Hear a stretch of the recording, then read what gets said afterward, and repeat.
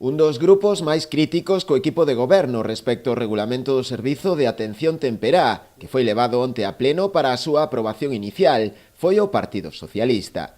Dende esta formación seguen insistindo en que o documento é demasiado xenérico e incompleto, deixando fora diferentes aspectos para eles chave á hora de regular este importante servizo, que debería estar adecuado ás necesidades de Rianxo e tamén ás familias que o necesitan. Somos conscientes de que o servicio é moi importante en Rianxo e o Partido Socialista o que está intentando é que impulsar que ese servicio sea un bo servicio dende o inicio, non esperar a que avance para tomar as decisións sobre o funcionamento. O momento de velar por o funcionamento do servicio é agora, e despois facer o seguimento. E ese é o que lle plantea o Partido Socialista. Un regulamento moi xenérico, o sea, non velaba por os intereses das familias, e nós o que reclamamos de forma específica é que haxa un horario remarcado, que haxa un procedimento de queixas, é dicir, que os usuarios do servicio poidan trasladar en que situación están sendo atendidos e como canaliza esa situación o Concello. O Concello de Rianxo nos remite nese regulamento inicial ao regulamento autonómico.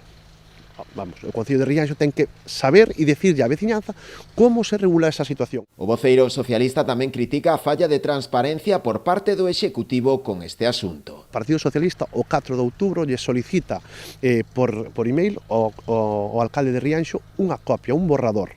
E ademais lle instamos a que publique no tabuleiro de anuncios municipal non só o anuncio de que se vai a proceder á aprobación inicial do regulamento, sino que publique e colgue no tabuleiro de anuncios unha copia do borrador para que as familias e os grupos da oposición teñamos ese documento e poidamos traballar con el de forma participativa. Esa era a proposta do Grupo Socialista e se lle trasladou así ao grupo de goberno. Non tuvemos resposta. O que estamos vendo é que lle solicitamos ao Concello hai un mes unha reunión ca Concellería de Servicios Sociais e ca empresa e a día de hoxe non temos. Un mes despois.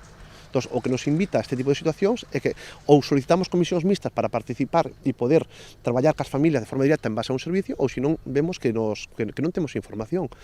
É dicir, hai unha opacidade neste servicio que